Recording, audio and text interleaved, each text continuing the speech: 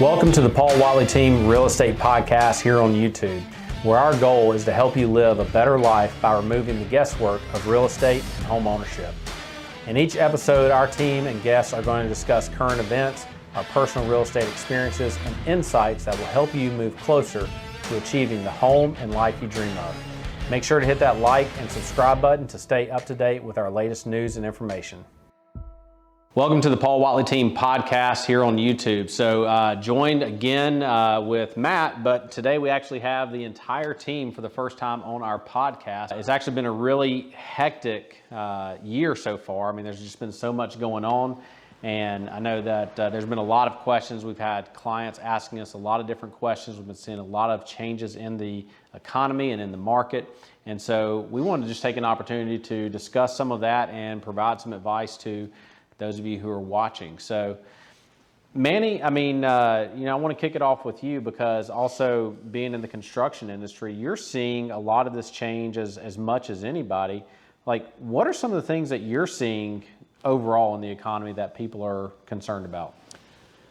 So in the past 2 years, we've seen the material prices fluctuate quite a bit. They've been up, they've been down, they've been back up, and now they're back up again.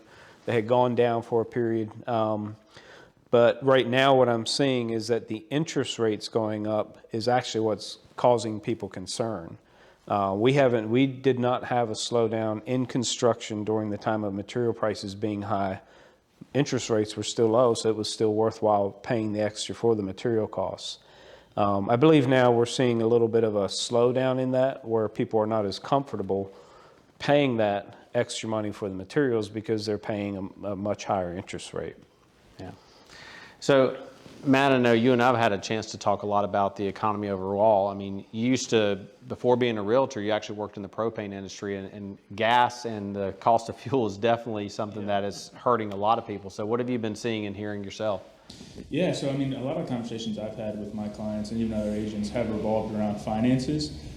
Particularly with interest rates. Obviously, we've talked a lot about how they're dynamic, they're in flux, but particularly now, and because it's a great time with tax season and all to be thinking about your finances in terms of buying. If you're thinking about that this year, if you haven't been paying attention to the market, the interest rates are a little bit higher than they have been the past 2 years. They are still dynamic, so there's some rise and fall going on, but in a historical context, it's still not terrible. I had a conversation with my dad actually, who said that he bought my childhood home in the 90s at a 9% interest rate, which that's double what we're at now. So that's right there, gives you enough to understand that today is still not as bad as it has been. I even had clients who purchased in the 70s. They told me that they bought their house at a 14% interest rate. So that's absolutely insane when you think about the compounding interest they were paying on top of their mortgage. So, when I'm talking with my buyer clients about this, I'm advising them that obviously we always recommend you get it pre-approved. You talk to a lender before you begin the process. But now, especially more than ever, you want to be communicating with that lender, and it's something that I'm doing on my client's behalf, but weekly, and definitely before you put in any offer, you want to check in and make sure that that letter you got 2 weeks ago or even a month ago still holds true, and that those finances are, number one, something that those buyer clients still qualify for, and number two, something they're still comfortable with, because they may still qualify with a higher interest rate, but if it changes their budget and it makes it not the right time for them to buy, then we have to make a pivot. Yeah, and I think that's an important part when we're thinking about just financial literacy. And a big part of that is, the value and time, with money. And what does that look like? One of the big pieces that we've actually seen over the last really kind of 5 years, but more so in the last couple of years, is the amount of time that people are staying in their home. And that makes a huge difference. 2014, when I first got licensed, the average person was staying in their home between, say 5 and 6 years. Well, now that's up to about 13 years. Wow. That makes a huge difference. And so, when you look at the amount of time that you're going to be in a house and what you're going to be paying for that house, if it's spread over a longer period of time, it actually ends up becoming a better value, which really gets to a point that I know Gwendolyn, which if y'all haven't met Gwendolyn Verone, who is the newest member of our team, Gwendolyn and I actually got to talk a little bit about the idea of just like if people are staying in their homes longer, is it a wise investment? So Gwendolyn, what's your perspective? Why do you think people are or maybe should be staying in their homes a little bit longer? So it definitely is a wise investment. When you look at staying in your home longer, you are going to be accruing equity. And so at the end of that time period, let's say the 13 years, you're going to be able to pull out a significant amount of equity that you can use to either maybe purchase up and buy a bigger home, or maybe even move to another area, or even move or have a second home. It might be a vacation home that you could use that as extra equity with. So definitely there's some good reasons to stay in your home longer. The other thing that I would say to staying in your home longer is you can definitely make it your own. So there's all kinds of home improvement projects that you could do within that 13-year time period that really, things that really speak to you, like you might want to put on a sunroom, or you might want to have a deck with a pergola over top of it, if you do a lot of outdoor entertaining. So to me, those are some great reasons to use your time wisely. If you've decided to stay in your home longer, those are just some great reasons too. Now, Manny, in that regard, renovations have always been a big part of the home ownership process. And so as you're looking at it, and as you're also advising your real estate clients, does it make sense to do a lot of these renovations right now if you've already been in your home, 5, 6, 10 years maybe? So two of the big areas that attract people is the kitchen and the bathroom. You're in those two areas every day.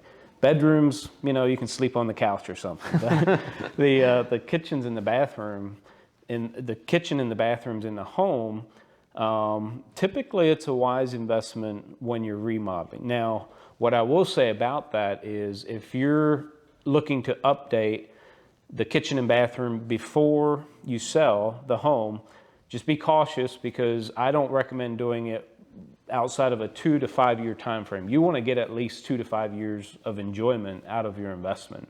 That's what I recommend. Because whoever buys your home, there's a good chance they're going to remodel the kitchen, they're going to remodel the bathroom to their own taste. So I'd be careful about doing a full kitchen remodel, full bathroom remodel, for the simple purpose of selling your home. Updating it, fresh paint, you can paint the cabinets, you can update the hardware. That's a good choice, that's a wise investment. But doing the full kitchen remodel, full bathroom remodel probably isn't a good choice if you're looking to sell within the year. Yeah, that's good advice. Now, Nick, I know that you've worked with several investors, both that are building new construction as well as investors that are flipping homes. Some of the times that when they're looking at homes, they are doing the big kitchen and bathroom models, but they're also doing some pretty small, simple things. What are some of those simple things that maybe a homeowner should be thinking about doing themselves if they're planning on staying or if they're planning on getting ready to sell? Well, some of the different things you can do, for example, outside of the home, landscaping. Very easy to do. Just requires a little blood and sweat, but it's really not that bad. Hopefully not too much blood. Not too much, but no matter how hot the day is, you get a little sweat there. As far as inside the home, changing out doorknobs, stuff like that's very, very simple to do. Light fixtures as well. You have to be careful with some of them, but for the most part, they're pretty easy to do. Fresh coat of paint, like Manny said, that's also very easy. A lot of these really depend on the particular home itself. So it's kind of a case-by-case situation, but I've had clients reach out to me and ask this question before. And so what I've done is gone to their house and actually walked through, taken an assessment of, the upkeep of the property, the age of it, if there's any wear and tear. And that's kind of the first thing that we point to is anything that's broken or deferred maintenance, you want to up that, bring that up to standard, because anything that a buyer might walk through and see as being run down per se, that's probably going to, in their mind, plant fears of other issues. So you want to make sure visually it's appealing. But beyond that, cosmetics, those are things that are case by case, and it may not make sense for your personal situation. So it's something that you should definitely reach out to a trusted agent to give you insight into. So Nick, in your opinion, what do you think is too early for somebody to actually be talking to a realtor about, selling, buying, or, maybe making some of these improvements? In all honesty, I don't think there's any such thing as too early. The market is so dynamic, it's changing so much, whether it's interest rates going up a little bit right now. You're better off just to go ahead and get in contact with an agent as soon as you can. They're going to get you on the right track about whether you need to, go ahead and meet with a lender, whether you want an idea of just how the market's going, where the market might be headed. whether it be like a seller consultation for your house, where we can come by and give you our recommendations, like Matt said, and help prepare you for the market and help prepare your home for the market, so that when the time comes and you are ready to sell, whether it be a month down the road, 6 months, a year, even 2 years down the road, you're prepared and you know what to expect, so you can make the best decision for yourself. And I think that's a great point, is that, for us at the Paul Whatley team, we have those resources because, Matt, Nick, and Manny all actually have construction experience. Gwendolyn and I both have, been through the process of moving several times, as individuals and as, families. And so there's just so much that goes into it that really it's never too early. And that's something that Gwendolyn and I have talked about a good bit in terms of it's never a waste of our time to come out and have that conversation with a buyer or a seller, even if you're 2 to 3 or 4 years away from making that decision, because we want to help you in that process and being able to make that good decision all along the way. Yeah, going off that, I think trust is definitely one of the biggest things. I played sports growing up, whether it be basketball, baseball, even tennis, and end of high school and through college. And just the biggest thing is that you have to have trust in your teammates and your players and your athletic trainers, just in everybody, because you can't do it all yourself. As much as people want to, as much as I want to sometimes, it can't be done. You need to be able to have that trust and be able to go to people when you have questions, because you don't know everything. You're going to learn something new every day. So having people who might have already gone through that experience, or maybe they're going through an experience that you have already gone through and you can help them through it. Just having that trust in somebody to be able to go to them and help each other out is very important. And Nick, now you're big into weightlifting. I know it's something you enjoy. And I think that's sometimes the role that we feel and can feel as realtors is being that spotter for somebody. Like they may have it, and I don't mean, but just like helping them on a year out basis, year in, year out, because they're not ready to buy or sell right now, but just having somebody that they can rely on, that you can rely on, is really important in this process of making those decisions. Yep, absolutely. Yeah. I would say for us as a team, I think sharing the same values and working as a team towards that same, the same goal. But it really, really helps when, we can have conversations with each other because we share the same values. That to me is a perfect glue. It's a perfect thing that holds all of us together and just helps us as a team to do the very best for our clients. I would agree. And I'm also going to bounce off of what Nick was talking about on trust. And I'm a real big believer in trust, being a key player in any team that you join with. Like, I need to be able to trust my team members, and my team members need to be able to trust us. For the last 6 years, I've gone to a event. Every year, I'm going this year again to an event called the EntreLeadership Summit that Dave Ramsey does. Yeah. You hear the teachings of John Maxwell, Patrick Lenciani, Simon Sinek, all these great guys who basically the focus of these 3 days of meetings is how do teams operate and how should you work together as a team. And trust it always comes back to being able to trust your team members being able to trust you. And sharing values is very key in that as well. I saw that Nick Saban's going to be there this year. Talk about that's right. And one of the other reasons I'm a big believer in trust is as I'm learning, I'm a private pilot, as I'm continuing my, I want to get my instrument rating. I have to learn to trust my instruments above what my body is telling me. Like if my body is saying we're going sideways, but my instrument says we're level in a cloud, I mean, that can actually happen. and I have to throw out everything I feel and go by my trust of the instruments. And it's the same way with a team. You want to be able to trust completely, wholeheartedly, that your team has your back.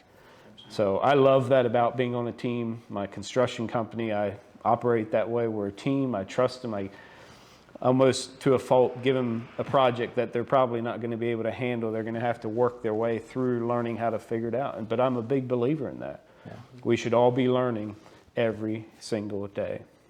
Yeah, and I think that's, with us as a real estate team, I mean, we also rely on a lot of people. I mean, professional interior designers, and to help us with staging, professional photographers. Even though we have a lot of the skill set to do the photography and video, when we're able to build a team that we can rely on, then it's going to allow us to deliver the level of service that we need to. And that's so important as we're working with you as a client. When you're working with a team, you're not just working with one realtor, one agent, but you're working with all of us. You're benefiting from all of our experiences. And not only that, but the team that we've built that is backing us up. Everything from Becca, our transaction coordinator, to our stagers, our photographers, videographers, even handymen and contractors that we have built relationships with to be able to take care of some of those repairs and things that need to take place to get a house ready for the market or to get through home inspection repairs.